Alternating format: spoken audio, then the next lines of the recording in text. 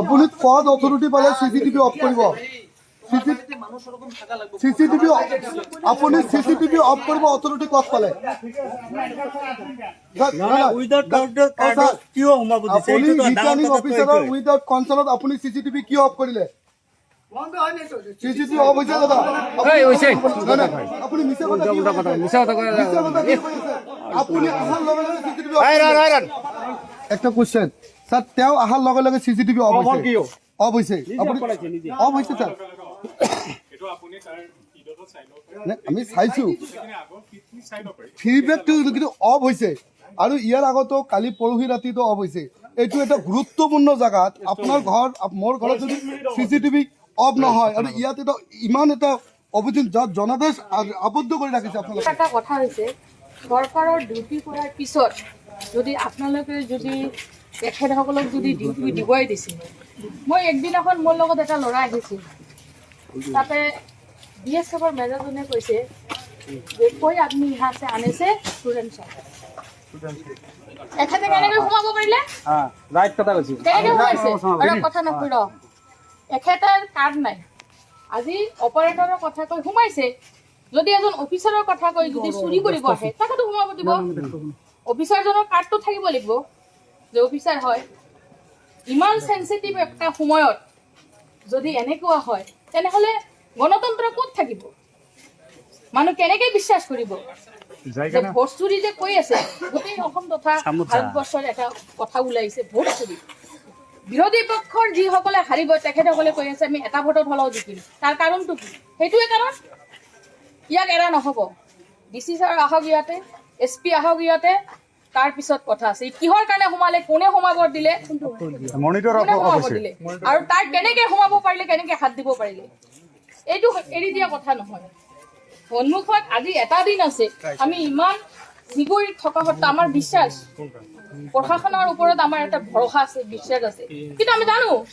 যেতিয়া ওপৰৰ পৰা হেঁচা দিব প্ৰশাসনৰ এনেকুৱা হ'ব সেইটোৱে হৈছে নহ'লে কি হ'ব কথাটোতো এনেকৈ আহিল নহয় মই আজি 3 দিনৰ পৰা বৰ দুখজনক লগা বিষয় আমি আমাৰ স্ট্ৰং ৰুম যে ৰাজ্য জনাদেশ যে দিছে ইভিএমত বন্দী হয়ে আছে ধুবুৰী জিলার এই আমার PV ইনস্টিটিউটত বন্দী হয়ে আছে তৎসত্ত্বেও আজি প্রায় 24 ঘণ্টা বা 48 ঘণ্টা বাকি থকা সত্ত্বেও ইমান কটকটা নিরাপত্তা থকাৰ পিছতো যে এজন মানুহ অচিনাকি মানুহ দুটাকৈ গেট উইদাউট ID কাৰ্ড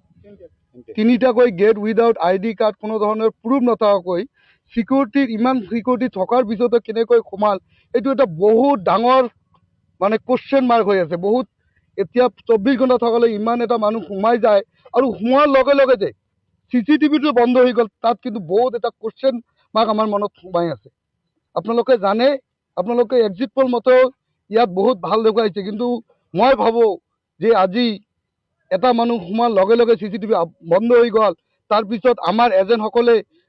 তেওঁক সুধিলে তেওঁ কোন কি তেওঁলোকে ভালকৈ সঠিককৈ উত্তৰ দিব পৰা নাই যে মোৰ আই কাৰ্ড আছে আপোনালোকে কয় ঘৰ ধুবুৰীৰ পৰা ইয়াত মাত্ৰ 10 কিলোমিটাৰ আজি 2 ঘণ্টালৈকে আবদ্ধ হৈ আছে তাৰপিছতো আই কাৰ্ড দেখাব পৰা নাই এতিয়া কোশ্চেনটো হ'ল যে প্ৰশাসনে কি কৰি আছে প্ৰশাসনে ইমান টাইম লৈ যেনেকুৱা কটকৰ নিৰাপত্তাত আছিলে এজন বিধায়ক বা এজন কেটনিটিৰে সোমাব লগা তাত চিগনেচাৰ কৰি সোমাব লাগে কিন্তু এজন সাধাৰণ মানুহে কেনেকৈ সোমাল প্ৰশাসনে এইটো উত্তৰ প্ৰথমে দিব লাগে আৰু যদি 2 ঘণ্টালৈকে তেওঁ আই কাৰ্ড এখন দিব পৰা নাই প্ৰশাসনে এতিয়ালৈকে তেওঁক কিয় এৰেষ্ট কৰি নকৰি এনে বহাই ৰাখিছে প্ৰশাসনৰ ওপৰত এতিয়া কোশ্চেন মাৰ্ক সন্দেহ আঙুলি আহি আছে মই অনুৰোধ কৰিলোঁ আমাৰ আয়ুক্ত মহোদয়ক আমাৰ DC মহোদয়ক অনতি পলমে 2 ঘণ্টাৰ ওপৰত নালাগে তেওঁলোকক অনতি পলমে তদন্ত কৰি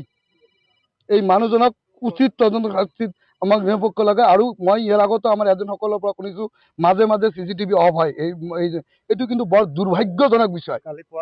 কালি পুৱাতো অফ হৈছিল আমাক এজেণ্ট কৈছে ইয়াৰ আগতে আমাৰ এজেণ্টবিলাকে জনাইছিল আজি 2 ঘণ্টাৰ পৰা আমি ৰখি আছোঁ 1-1.5 ঘণ্টাৰ পৰা লাহে আমিও দলীয়ভাৱে আহি ইয়াত অপেক্ষা কৰি আছোঁ আমাৰ এজেণ্টসকলে আবদ্ধ কৰি ৰাখিছে কিন্তু এতিয়ালৈকে কোনো এজন বিষয়া ভালকৈ তেওঁক সোধপোছ কৰা নাই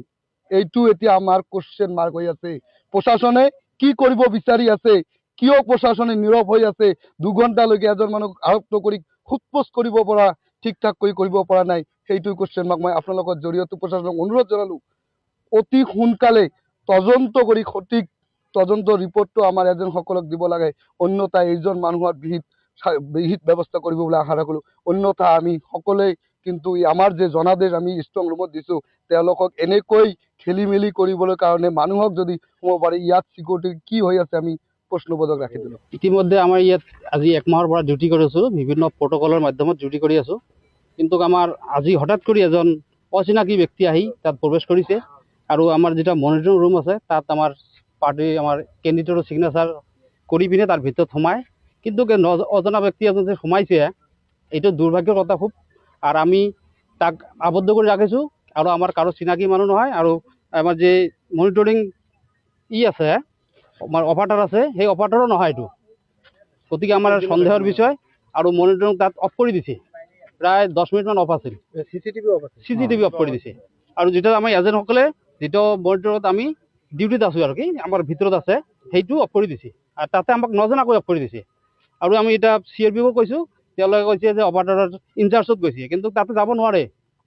এটা তাত বাধা আছে, নীতি নিয়ম আছে, এইবোৰ উলংঘা কৰি গৈছে। ইয়াতে আমি যাক কাৰ্ড আনি পিনে আমাক দেখাব, তাৰ আগমুহূৰ্তে আমি ইয়াত আবদ্ধ কৰি ৰাখিছোঁ। আৰু তেওঁৰ কাৰ্ড আছিল নে নাই লগত? তেওঁৰ কাৰ্ড নাই। কাৰ্ড নোহোৱাকৈ ভিতৰত কেনেকৈ সোমালে?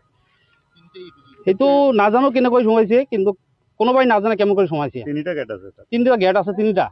এটা নহয়, প্ৰথমত পুলিচ আছে, ছেকেণ্ডত CRP আছে, তাতো আৰু এটা গেট আছে ষ্ট্ৰং ৰুমৰ সন্মুখত। 3টা গেট দি কেনেকৈ সোমালে এইটো আমি নাজানো। কিমান সময় হ'ল আপোনালোকে আবদ্ধ? এতিয়ালৈকেতো 2 ঘণ্টামান বেছি হ'ল। এতিয়ালৈকে তেওঁ কৈছে যে কাৰ্ড আনি দেখাব, প্ৰুফ কাৰ্ড দেখাব, আৰু কিন্তু অহা নাই কাৰ্ড। এতিয়া প্ৰশাসনৰ লোকক জনাইছে নে নাই? প্ৰশাসনক জনাইছোঁ আৰু আমাৰ ইলেকশ্যন অফিচাৰ ছাৰ আহিছে, তাকো জনাইছোঁ। সেই কৈছে যদি কাৰ্ড আছে আপোনালোকে বাৰীত আনক, তাৰপৰা দেখাওক, কিন্তু এতিয়ালৈ অহা নাই। 2 ঘণ্টা হৈ গ'ল, 2 ঘণ্টা এতিয়ালৈকে অহা নাই। প্ৰশাসনৰ ফালৰ পৰা কেনেকুৱা ধৰণৰ ব্যৱস্থা লৈছে আপোনালোকে? প্ৰশাসনৰ এই যি ব্যৱস্থা, এই ব্যৱস্থাক লৈ কিমান সন্তুষ্ট? প্ৰশাসনৰ ব্যৱস্থা আমি ইমান সন্তুষ্ট নহয়, কাৰণ আমাৰ কেণ্ডিডেট যি দলেৰ হওক, কেণ্ডিডেট যেতিয়া আহে প্ৰট'কলত চলে। কিন্তু এজন মানুহ কেনেকৈ সোমাল? আমি যে বাহিৰত ওলাওঁ, আমাকো চেক কৰে কাৰ্ডখিনি আছে নাই, কেতিয়াবা